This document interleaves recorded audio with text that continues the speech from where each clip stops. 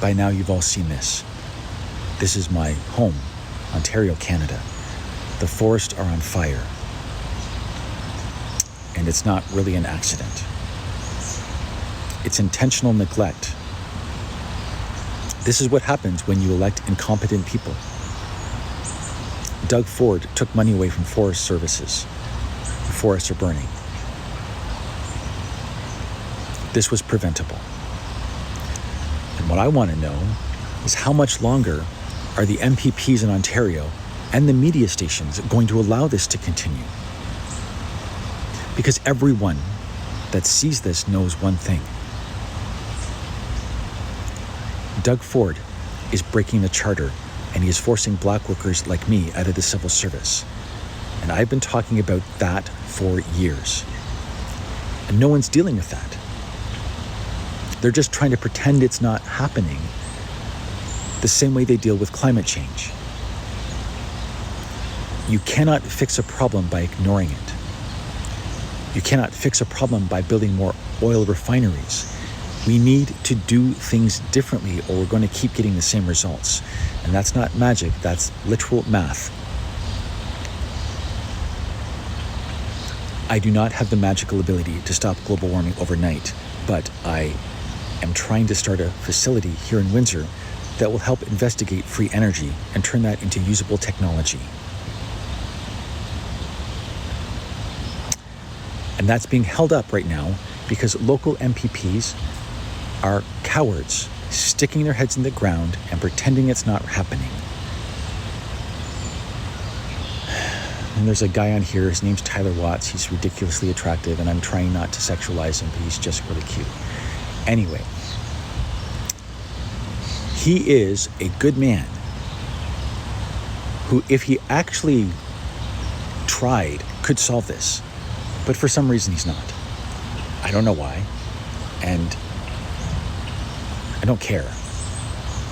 I just think that the history books are going to be very clear that many people warned you that Doug Ford was a problem. And look at where we're at now. Okay, so how much longer are you going to avoid it? Now, by weird stroke of luck, Doug Ford is in town today. I'm not going because I will not be welcomed. And knowing the way they respond to people with dark skin, they might, eat me. So I will stay home where it's safe. There's a problem with Doug Ford, people. The world is on fire because of Doug Ford. And I warned you. So when you're ready for the circus to be over, ask the question and we can move forward.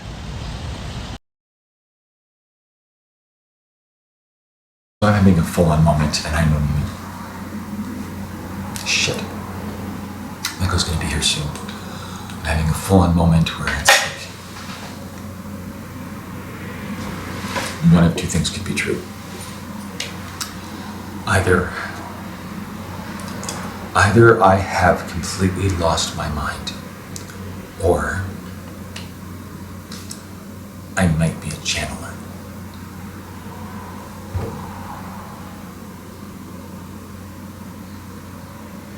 I might be a little bit psychic. And I was just, fuck. So I was just talking with my, shit, get it together.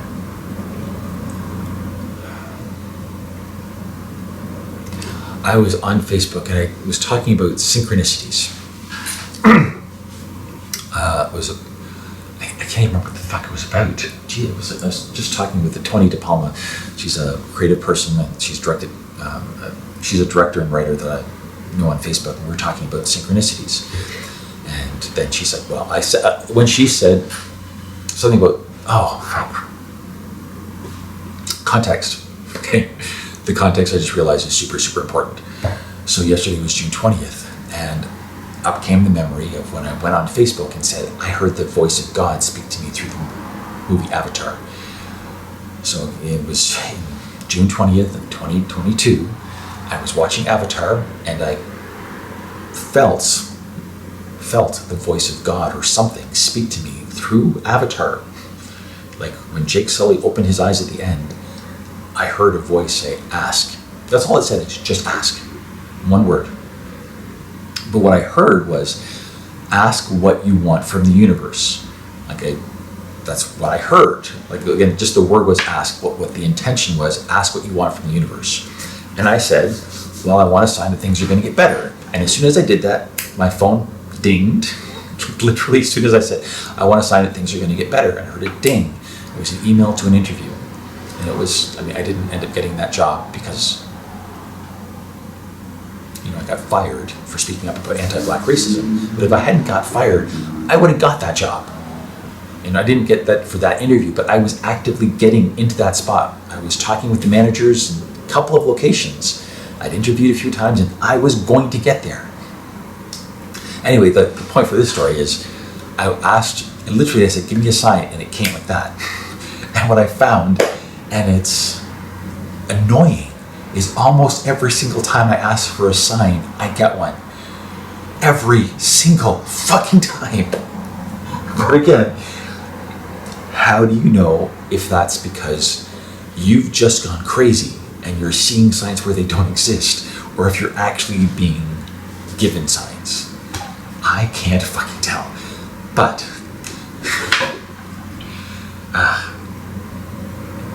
something just happened I can't ignore. Can't ignore it because it just fucking happened, and it just happened on Facebook so everyone can see the timeline. I posted the video of me going up saying, hey, I just think I talked to the voice of God through the television. And in the post I said, maybe nobody checked me on whether or not I was mentally ill. Nobody did that. Maybe because maybe I was, maybe I wasn't. And it was on that video where I said, I thought I heard the voice of God.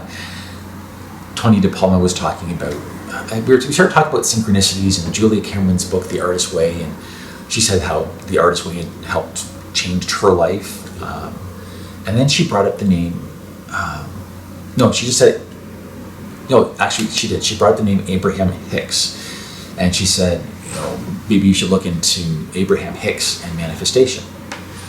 I'm like, okay, I've never heard the name Abraham Hicks, so I will Google search whoever he is. That's what I thought at the time. And then a few minutes later, one of my best friends, Sharon, came up and said, Joseph, haven't we talked about Abraham Hicks? I thought we have. And I'm like, no, we've never talked about Abraham Hicks. I have no idea who he is, but I'll take this as a synchronicity that there's, someone that I know on Facebook says something, and then one of my closest friends says something, so on the same day. And to be clear, this is the part that I'm still kind of struggling with, is I put up a Facebook video saying, I think I heard the voice of God, and instead of people saying, Joe, it's okay, you're going to get better, people have said, how do you know you didn't?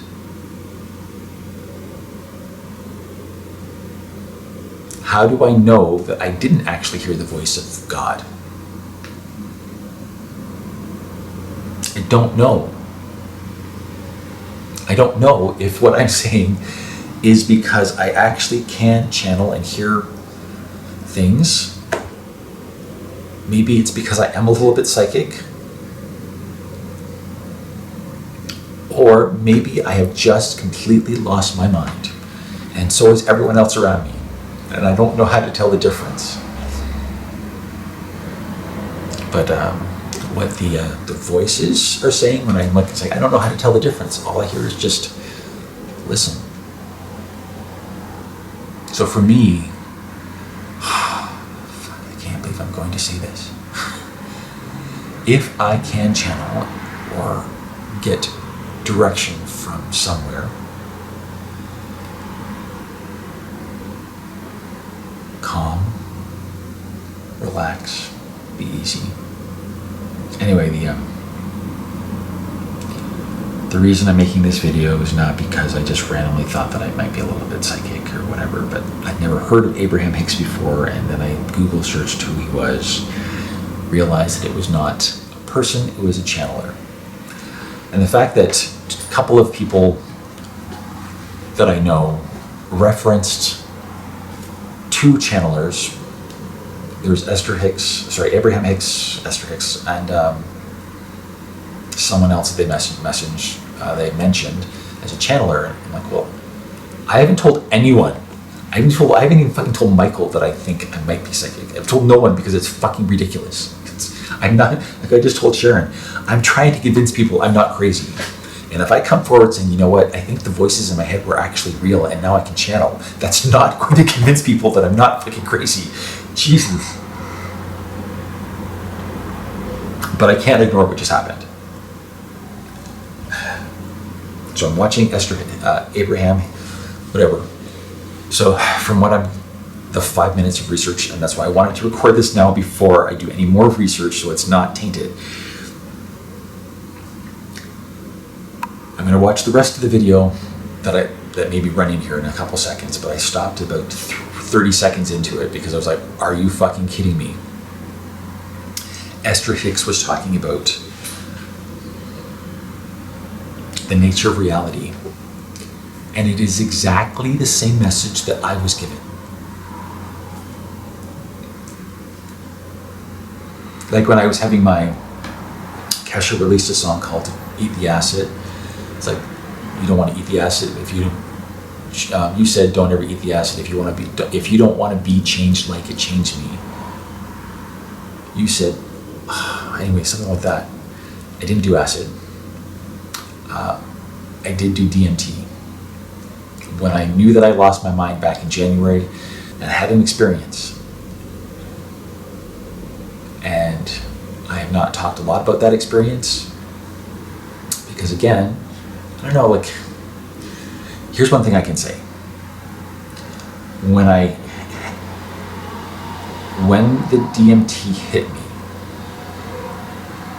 it felt like I became aware of what is real and what is delusion. Now that's tricky, right? Because if you take a psychedelic and now you're convinced that you now can tell reality better than before,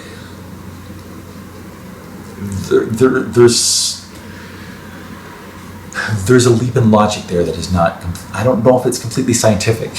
I don't think so. Like, how can I tell if my experience was real? Now I can tell that it's real because it happened. I experienced it. I have memories of it.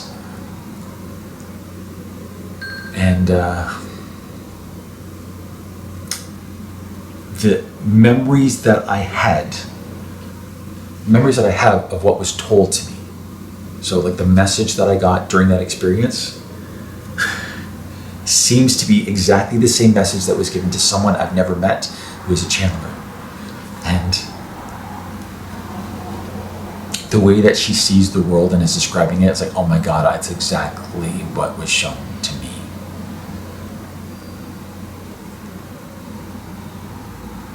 I do not want to be a fucking channeler. That is not in my career path. Nope. But again, when I started watching the video, and I literally got 30 seconds in, I leaped up and said, are you fucking kidding me? Why is the universe sending me information about channelers from people that don't know I think I might be one? What the fuck? That is not something within my control. Like if I had gone to all my friends and said, hey, I think I might be a channeler, and then they sent me information, that I could say, well, that's just a coincidence. Like, I literally I've not even spoken those words. I don't think I've even done it on camera yet. I can double check, but it's Wednesday the 21st. I think I thought it was a little bit psychic before, but now I think,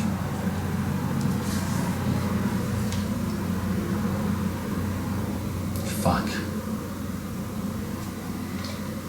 I had that thought, like, as soon as I started seeing that what Esther Hicks or Abraham Hicks was saying was identical to what was told to me, I jumped out of my chair and I was like, are you fucking kidding me? That's why I jumped up, like, are you fucking kidding me?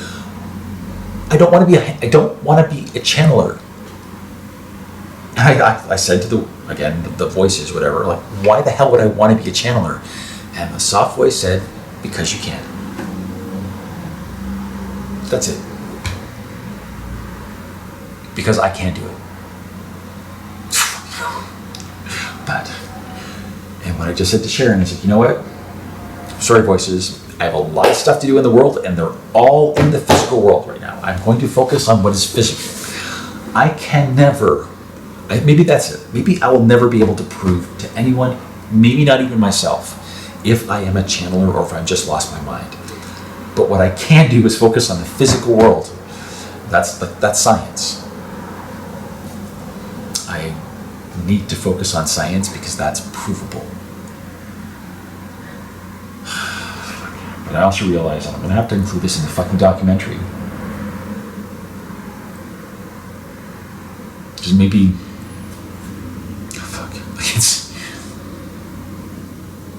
maybe it's just the importance of who you're surrounding yourself with. Like I've surrounded myself with people that are highly spiritual and highly intuitive. So of course when I say I think I've heard the voice of God, the response is going to go to, well, they believe in God, they believe in spirituality, so therefore it's probably true, Joe. Maybe you did hear the voice of God. If I was surrounding myself with scientists, they might say, have you been checked for chemical imbalances? You know, it's, from what I'm learning, there's not a clear line between religiosity and delusion. Meaning there's no clear indicator of this person is just a religious person and this person is just crazy. Because if you believe something really, really crazy, but just say it's your religion, that's socially acceptable.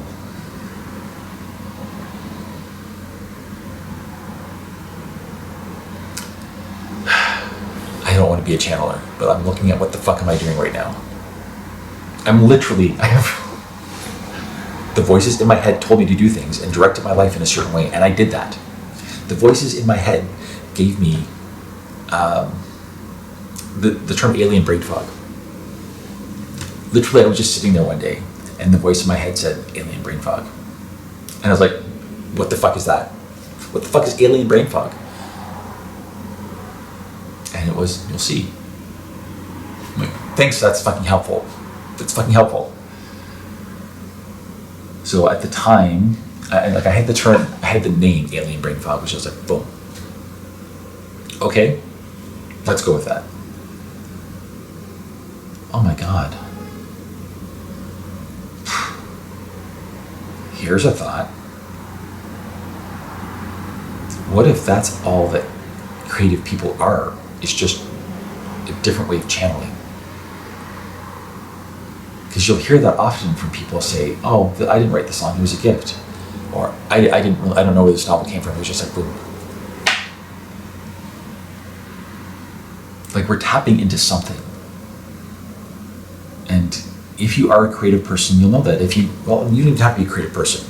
You just try this. Like when you start singing your favorite song, you'll feel something take over you. And it's not quantifiable. Especially if you're singing with people that you love. Or if you're like singing together and you're all sad at the same time, that that guy on, there's a guy on Instagram, there's a TV writer, I think he worked on King of the Hill, and he keeps talking about the real power of film is just getting people to all feel the same thing at the same time. And the way that you do that is you connect to it. Like everyone can feel certain things, but if you can make them connect to that feeling at the same time, and you bring people together, that's the connection. What if all that channeling is just you're connected to something else that's not you? It kind of seems like that's what actors do, is they take on the energy of someone else, and it's kind of like channeling. And is it the same thing as channeling, or am I just trying to diminish that I might be able to talk to non-human entities? Because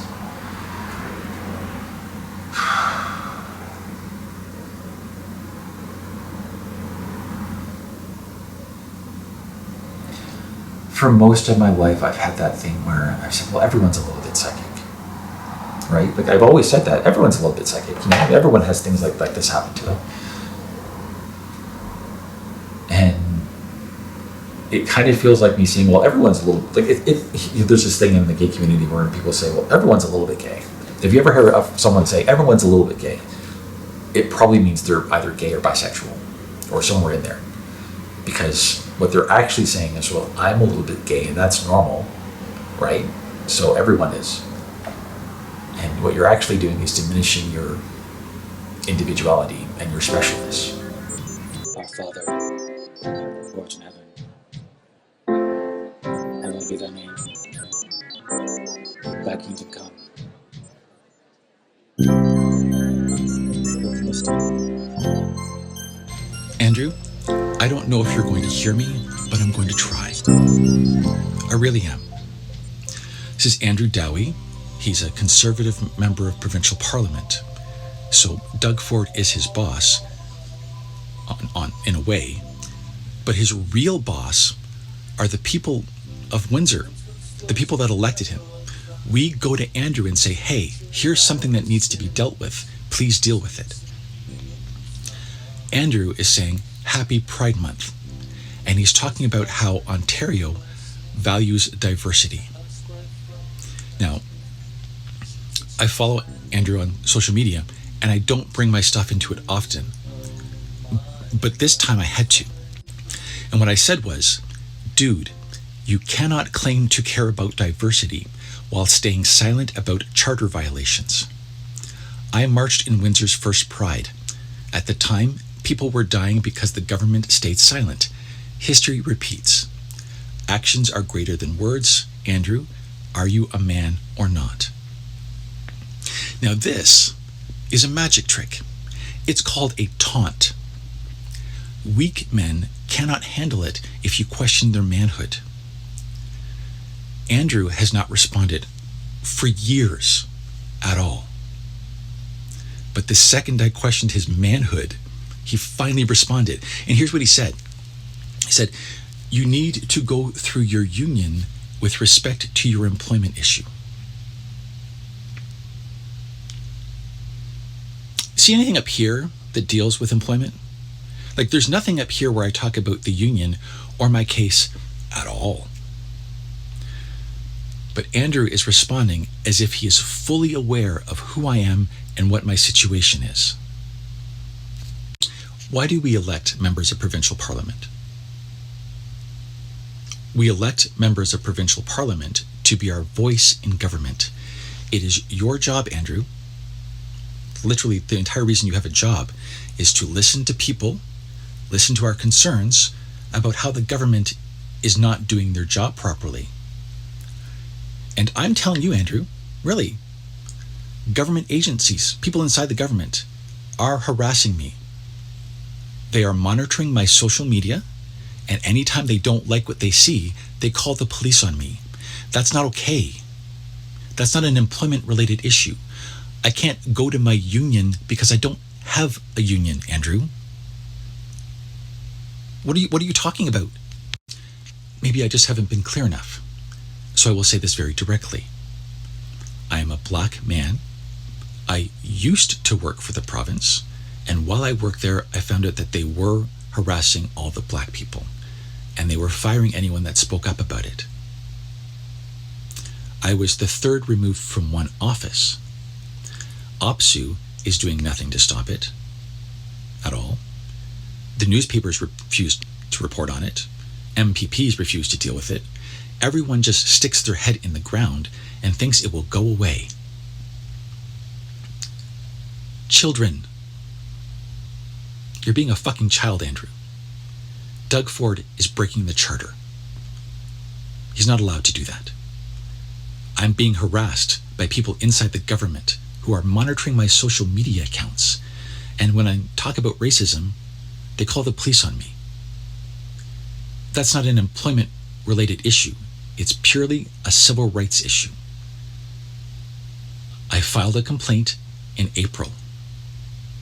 You can't just decide to ignore that.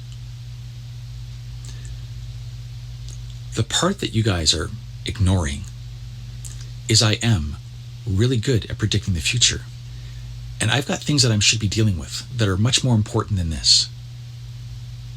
As soon as we're past this, we're going to make people a lot of money, and we're going to fix what Doug has broken. But first, Andrew, you have to do your job, which is to be a voice of the people. Pride started as a protest because once upon a time, you could be fired for saying you were gay. And right now, working for the province of Ontario, you can be fired for asking people to stop being racist. That's not a union issue. This is a civil rights issue. And you are ignoring it, Andrew.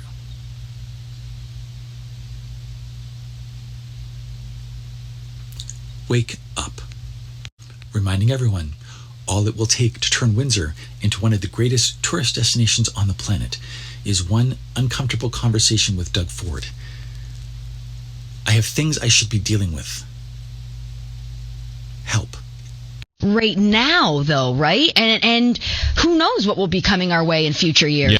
Who knows what the future will bring? I do. For real. I've been trying to tell you guys for a few years now, I really am psychic. For real. And I've been trying to get my city focused so we can get ready for what comes next. Because we need to get ready for what comes next. And you're still ignoring me because no one wants to have that difficult conversation. And it's really getting kind of really sick. It's ridiculous. Maybe I'm wrong, and maybe this is the first time that you've heard about me. My name is Joseph Murphy. I'm a writer, I'm a director, and I used to work for the Ford government. While working there, I found evidence they were removing black workers from the civil service. And everyone knows they're just not doing a goddamn thing about it. But I'm going to.